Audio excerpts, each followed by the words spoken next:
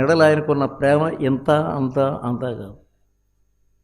మనల్ని ఏం చేయబోతున్నాడు అనేది నీ మెదడుకు ఊహకు అందదు. ఆత్మీయ నేత్రములు మనోనేత్రములు తెరవబడితేనే తప్ప దాని కొరకు మనం ప్రార్థన చేసుకోవాలి.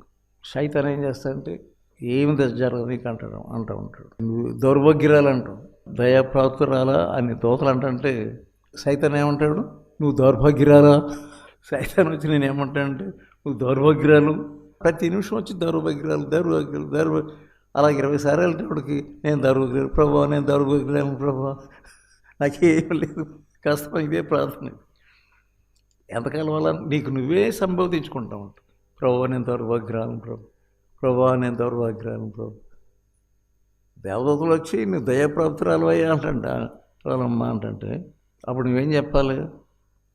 వెనకపో సైతానని చెప్పాలి. ఎంతకాలం ఈ పద్యం పడతావు? దౌర్భాగ్యమని